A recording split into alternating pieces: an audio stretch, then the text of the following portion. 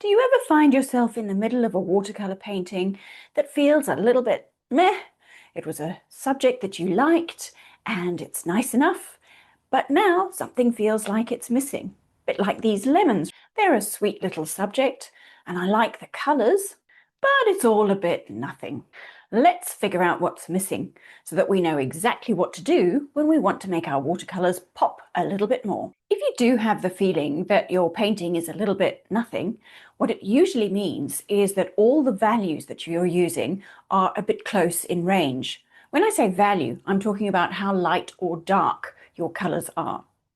When we look at an image where everything is kind of the same, the eye doesn't really know where to go, where to start looking, where to look next. It gets a little bit bored. The thing we need is contrast. What we're looking for is something different because that's what draws the eye. Now we can actually create contrast in many different ways. I think value is the most important, but there are other things that you can use to create contrast. For example, you can have contrast in color temperature. So you can have nice warm reds and oranges contrasting with some cooler blues in the painting. And where those are the most different, that's what's going to draw your eye. You can also create contrast with saturation, which is the degree of vibrancy of your colors. So you could have a range of bright neon, vibrant colors, and those would be contrasting against some neutral, muted down grays. Texture is another thing that could be contrasting. You could have flat, smooth areas of the painting and contrast those with some that have a bit of interesting texture to them. And you can have contrast in edges. Sometimes we have a nice, clean, neat, hard edge, and sometimes we have soft edges that kind of drift so that you can't tell the boundary of one object and another very clearly. Whichever one of those that you choose, if you can create a high contrast, it's going to draw the eye, and that will create a natural focal point. And you do want that. You want a nice focal point in your painting, because we said before that our problem with a painting that looked a little bit dull and boring was that the eye didn't know where to go.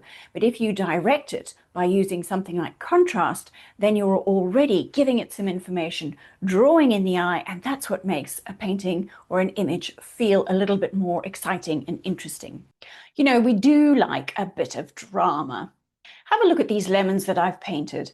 There's a little bit of variation in tone in those yellows that I've used to create the lemons, but look what happens when we add a little bit of contrast. It is so fun to drop in that dark paint and watch it create the instant contrast with your paler lemon. Now, if you're thinking, gosh, that looks very extreme, fear not. Remember, we haven't finished the whole painting yet, so we haven't got any other values around those lemons, and values are something that we judge relative to what is around each particular tone. So if you've dropped in your dramatic color and you think you've gone a little bit overboard, don't panic. Finish it off and you might find it was just right. The other thing to bear in mind is that if you're wanting to represent a really bright sunny day, which is kind of the idea if I'm painting these happy sunny lemons in a tree, then you really want to convey that idea of sunshine. And we can't really paint sunshine, but we can paint the shadows that it creates. And when the light is very bright, you get a very intense dark shadow. When it's a little more cloudy and there's only enough light to cast a slight shadow, you'll find it's very subtle. And these sort of relationships between these color values is something that's kind of coded into our brains. It's sort of hardwired. You don't need to know that information.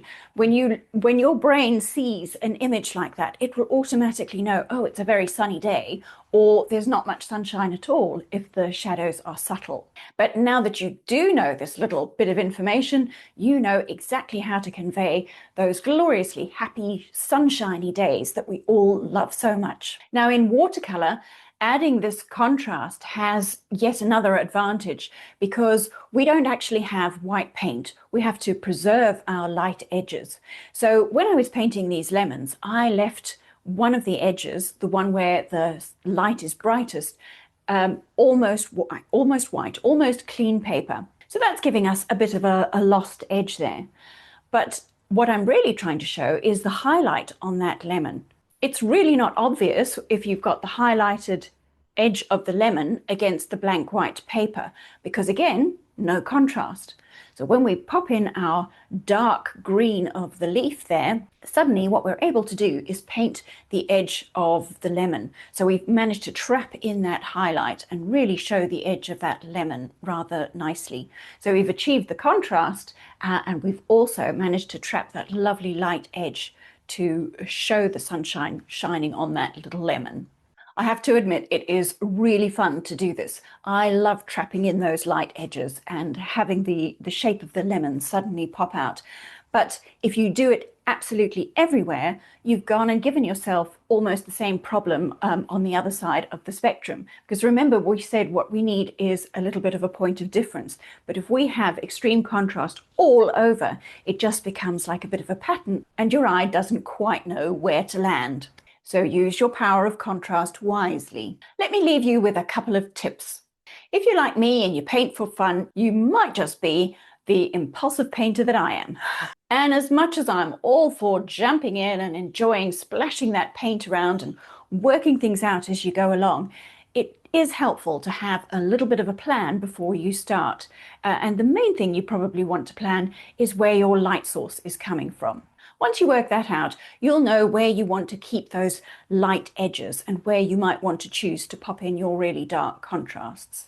Sometimes it's helpful to start off with a little sketch. I do like doing something of a little sketch. We do it every month in the Happy Painters Hub as a kind of a preparation for our first painting.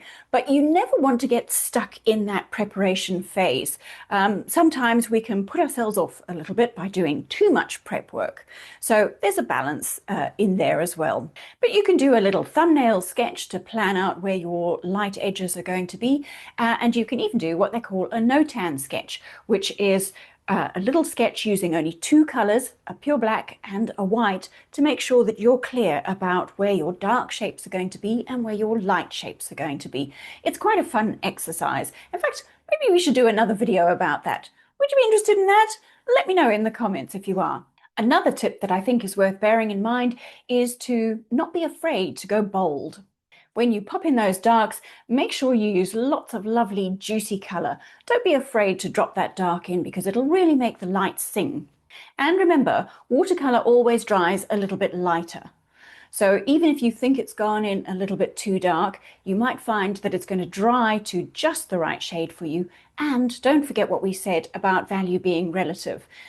Don't judge your dark as too dark if what you're comparing it to is blank, unpainted paper surrounding it. Wait until you finish the painting and you might find that your darks were just right, even though you thought they were a little bit too dark. And my final tip is to remember to be strategic with using your contrast. Don't use it everywhere. Use it to kind of direct the eye and help you create a focal point. Now, don't forget, value is only one way of adding contrast. We talked about a whole range of others. One of them was texture, and texture can be really easy to add with a few carefully selected paints. They're so much fun to use and I use them in almost every painting. So I have made a whole video all about those particular 3 paints that I love to use. I'm going to pop it up on the screen and you can watch it next.